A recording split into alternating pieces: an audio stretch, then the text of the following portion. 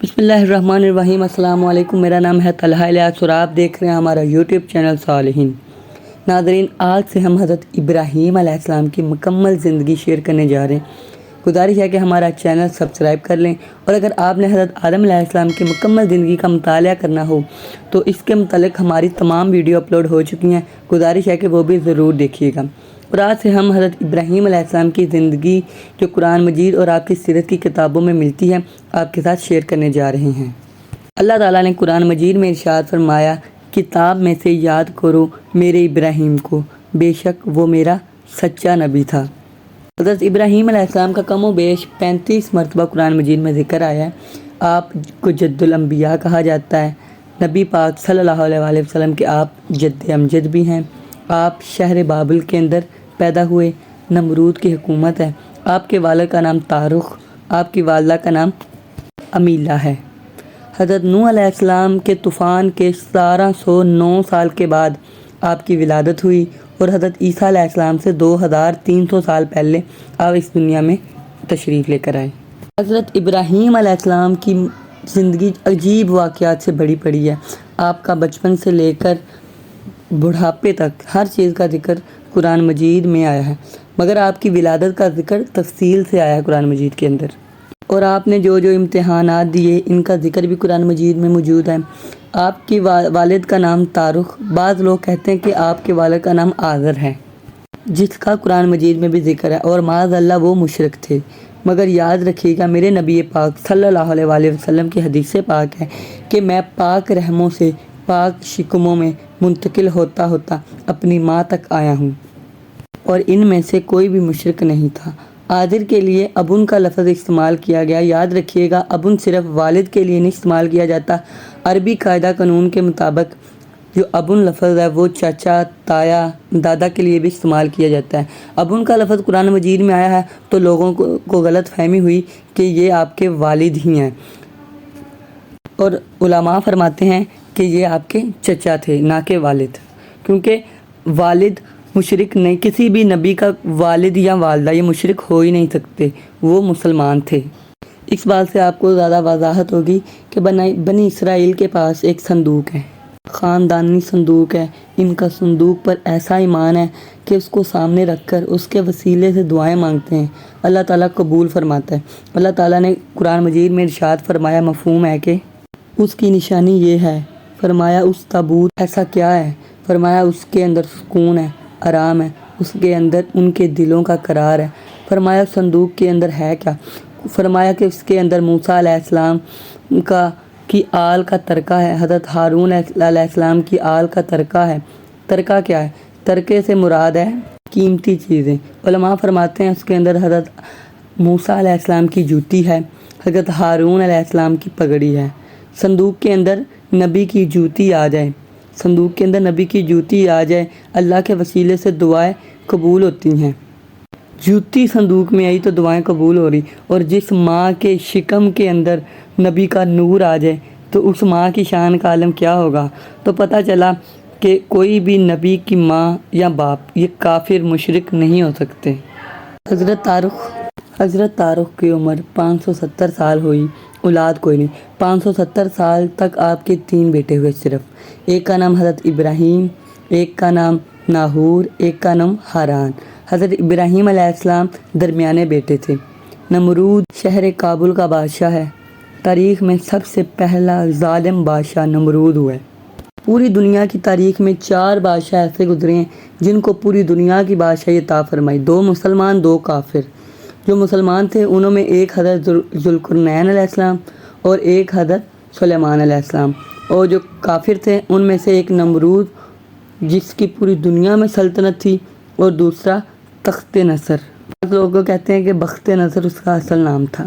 یہ وہ لوگ ہیں جن کو پوری دنیا کی بادشاہی کا موقع ملا ہے۔ اب یہ وہ لوگ ہیں کافر جنہوں نے خدائی کے دعوے کیے۔ نمرود میں مغروری آ گئی، اس کی 800 سال عمر ہوئی، جس میں 400 سال تو اس نے بادشاہی کی ہے۔ پھر اللہ تعالیٰ نے نمرود کا مغرور توڑنے کے لیے حضرت ابراہیم علیہ السلام کو پیدا کیا۔ حضرت ابراہیم علیہ السلام کی ولادت سے پہلے نمرود اپنے محل میں لیٹا ہے، رات کو خواب دیکھتا ہے کہ مشرق سے ایک ستارہ طلوع ہوتا ہے، جیسے جیسے بلند ہوتا جا رہا ہے چاند کی روشنی ختم ہوتی جا رہی ہے، سورج متم پڑتا جا رہا ہے، پھر وہ ستارہ ایسا چمکا کہ ساری کائنات اس کی وجہ سے روشن و منور ہو گئی۔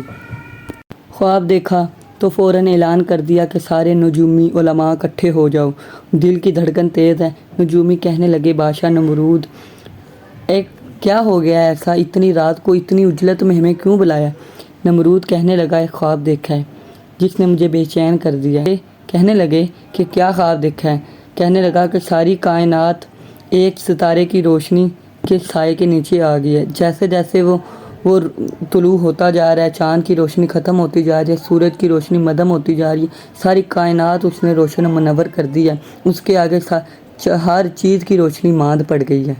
نجومی کہنے لگے بادشاہ ٹھہر جا، حساب کر کے دیکھتے ہیں۔ وہ سارے آگے اپنے آلے لے کر آگے، اوزار لے کر آگے منتر پڑھنے لگے، شیاطین کی مدد حاصل کی۔ انہوں نے نتیجہ نکالتے ساتھ ہی رونا شروع کر دیا، چیخیں مارنے لگے، ڈر گئے۔ نمرود کہنے لگا ایسا کیا ہو گیا تم لوگوں کو، ایسے گھبرا کیوں گئے ہو؟ کہنے لگے نمرود ایک بچہ آئے گا جو تیری سلطنت، تیری بادشاہی کا بیڑا غرق کر دے گا۔ نمرود کہنے لگا ایسا کیسے ہو سکتا ہے؟ کہنے لگے اسی سال آئے گا، ابھی وہ پیدا نہیں ہوا۔ نمرود کہنے لگا میں دنیا مروا دوں گا، اس بچے کو پیدا ہی ہونے نہیں دوں گا۔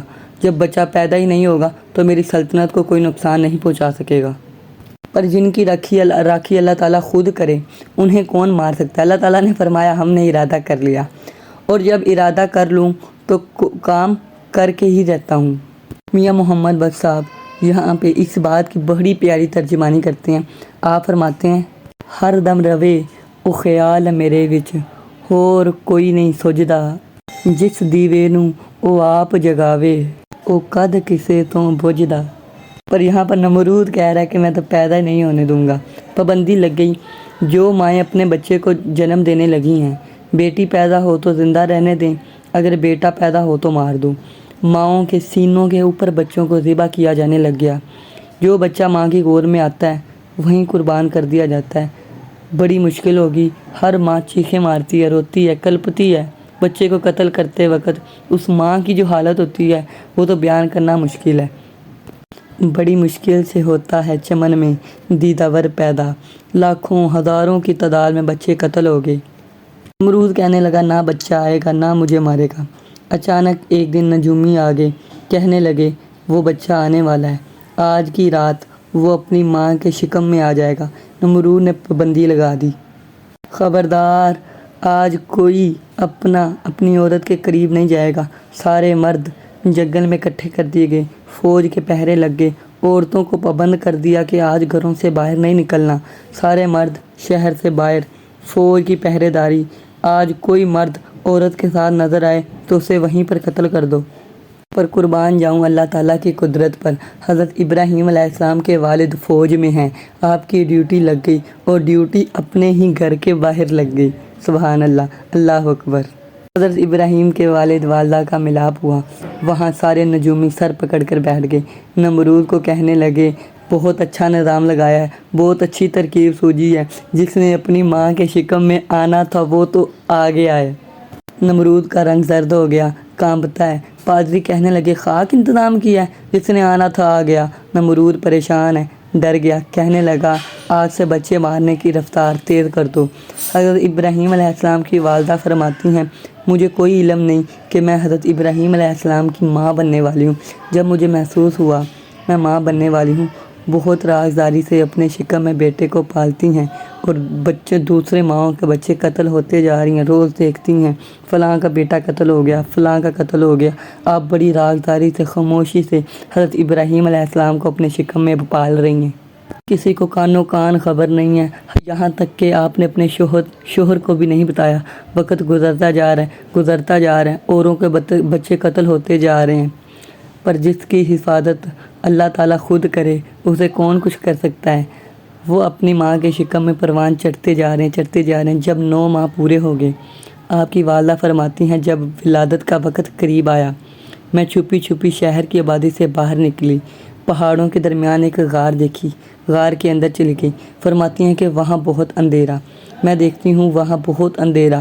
جیسے ہی میں اندر گئی ایک نور چمکتا ہے، اور نور چمکنے کے ساتھ ہی ابراہیم علیہ السلام میرے وجود سے باہر آ جاتے ہیں۔ جیسے ہی باہر آتے ہیں فرماتی ہیں کار کی روشنی میں اضافہ ہو گیا، آپ نے دیکھا کہ چاند سے خوبصورت میرا لال پیدا ہوا ہے، بہت ہی خوبصورت۔ حضرت ابراہیم علیہ السلام اتنے خوبصورت تھے کہ حدیث پاک آپ کو بتاتے ہیں، میرے نبی پاک صلی اللہ علیہ وسلم نے فرمایا میری شکل میرے دادے حضرت ابراہیم علیہ السلام سے بہت ملتی ہے۔